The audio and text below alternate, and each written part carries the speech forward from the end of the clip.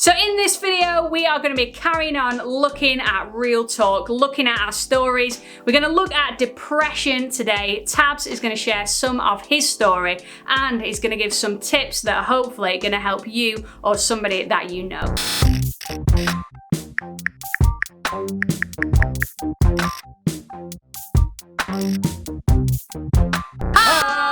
Welcome to our safe space to explore the big issues of life and faith in local schools, in the Southport community and online. My name is Hettie and this is Tabz. Yo. And we are local youth workers who often spend time in local schools or sending you videos like this one. We are a friendly face and someone to help you to explore the big issues of life and faith. And so here's another video that we've chopped from our YouTube channel today that you hopefully will find helpful in school.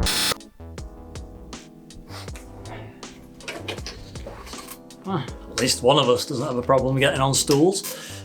That's a reference to last week's video in case you missed it. Okay, good to go. I remember once watching the video of men and boys of different ages crying. It was actually really cleverly done if you've seen it, with the motto, "It takes balls to cry."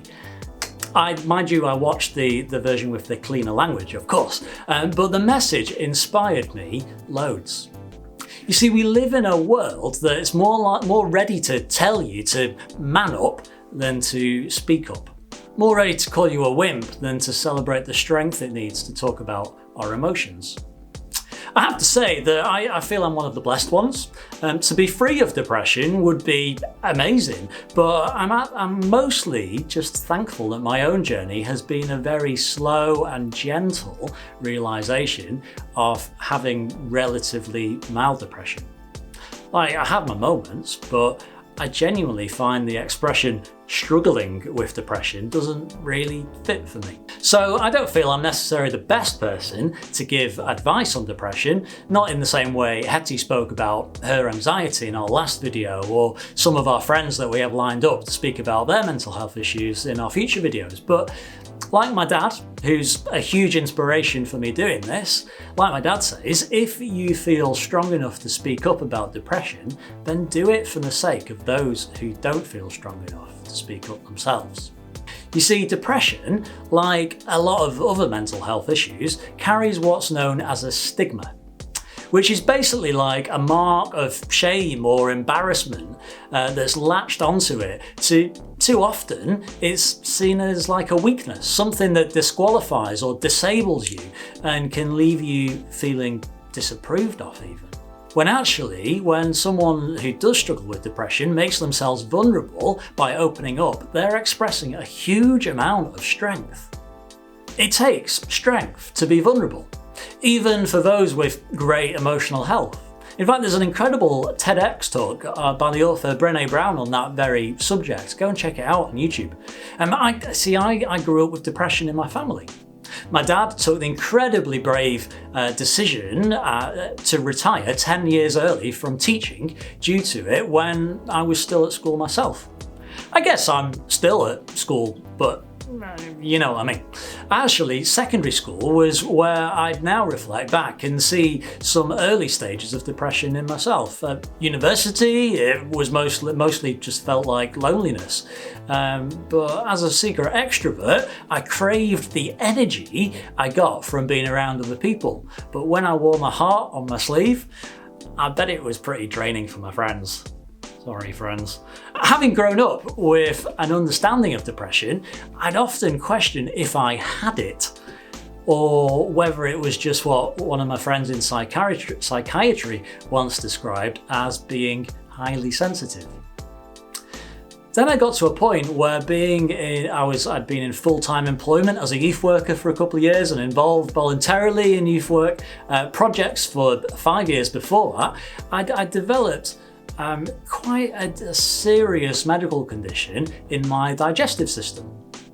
I lost my appetite for the best part of a year, during which I lost about a quarter of my body weight, and I went to see my GP, who referred me on to what was a year's worth of all the appropriate medical examinations, cameras here and elsewhere, But one of the things that also offered me, one of the things he also offered me was some help with my mental health.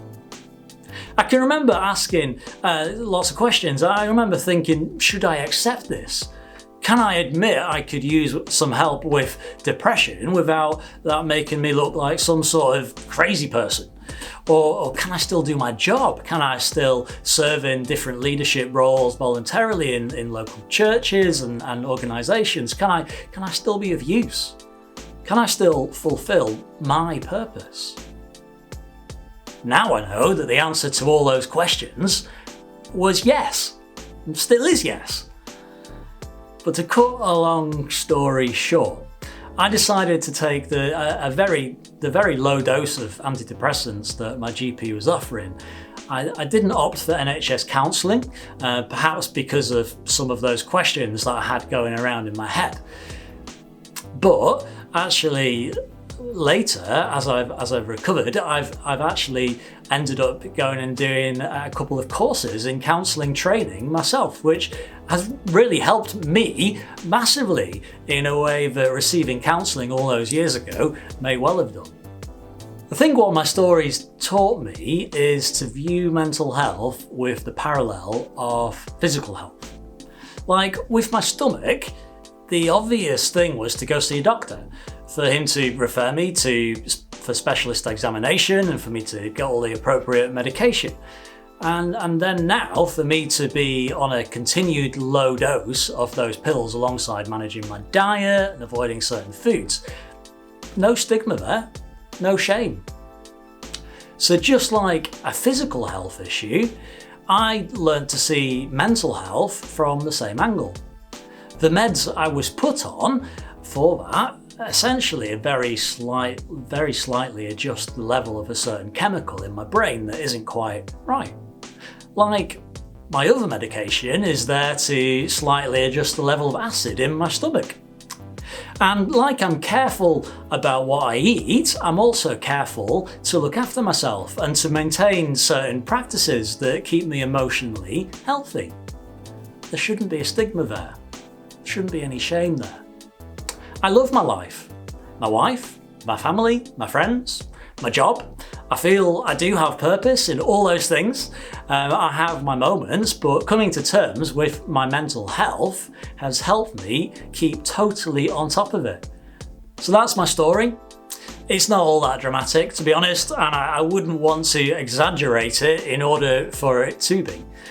But I'm sharing it for those who don't yet have the strength to share their own. Brilliant. Thank you so much for sharing. It's great for us to be able to share our stories with you so that you can try and find some support where you need it as well. And I especially think it's great for guys to speak about how they feel, how they're doing, how life is treating them, their emotions. Yeah. Because a lot of guys don't seem to do that. Yeah. And actually somebody needs to start and maybe other people will carry on. That whole man up thing. Yeah.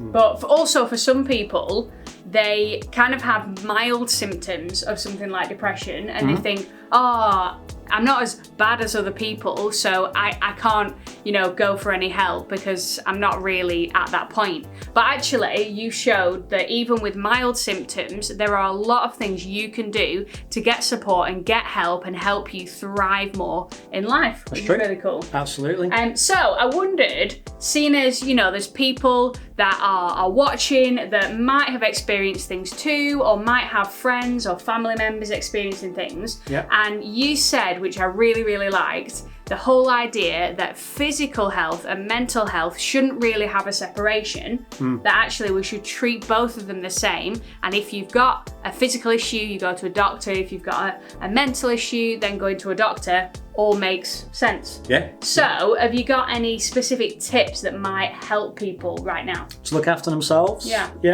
I think to strip away that shame is really, really important. The idea of the stigma of around sharing about your feelings and not speaking up, I think that's something that we really need to get rid of. The idea that the worry of how's this going to affect me if I admit to having like things with mental health. Yeah, I think that would be one thing to try and eliminate that shame. Yeah. Next thing is, one thing you can do to try and eliminate that is to speak up. Yeah. The importance of speaking up. My dad said he shares about his depression story because other people might not feel strong enough to themselves. True. Yeah, that's good. But in sharing, it's actually really quite helpful. Yeah. Particularly sharing with someone else who's maybe had similar struggles. That is really, really helpful and really important. Yeah. Unfortunately, like, we would usually be in schools. And so if someone was going through depression and wanted to talk to me about it, I'd happily have that conversation. But right now it's kind of not possible. So there are different places you can go to, different things you can do. Speaking to a GP, don't be ashamed to do that if that's what you need. Or it might be that you don't need that and you recognise that you don't need that so much, but there's loads that you can do to actually help yourself by speaking up and not being afraid to share. Yeah, stripping away the shame is really important. Speaking up is really important. Any other wise words? Because I think these are really helpful. I think it would be trying to find something that brings you hope. So whether it's, your friends, family, future aspirations, things like that. For me, like, quite often people that know me would know that I'd probably default to saying my personal faith. But I genuinely mean that. Like, for those who've followed our stuff for a few months, you'll remember the band Brightline, who brought that message of there is hope. And that hope has a name, it's Jesus. And people find hope in all sorts of different ways, but for me that's where I go to, that's where I look, and that's been a massive help. So whatever you can do to find hope and to kind of put yourself in that place of hope really, really can help you in those darker moments. But also invest in joy would be the last thing I'd say. Good one. Because joy is different to happiness. Yeah. Joy is much deeper. Happiness is very much circumstantial, whereas joy is something that you can actually build into your life. I keep some notes of things that bring me real joy, and so when I need to, I go and look at those notes and reflect back on it. Actually, it brings a smile to my face, even if I'm feeling at my worst. It's really important. So things that bring you joy, whether it's helpful sayings or moments or memories, make a note of them and really invest in them, because that will help you in those moments when you really need it. That's brilliant. Thank you so much. That's really, really great, and hopefully you will have got something from that too. And if you do feel like, actually, I'm in that situation where I do need a bit of further support, you can go to Young Minds. You can speak to your GP, you can speak to Childline. We recommend Philippi Counselling in Southport as well. So please do get some extra support if you need it. So hopefully that's been a helpful video for you in school today. It is a shortened version of our longer video on YouTube, on our YouTube channel, Safe Space Southport, which has loads of fun stuff on there that you can go check out, go subscribe, go like some things, comment, and all that kind of stuff. Otherwise, we will hopefully see you in another lesson soon in school. Bye!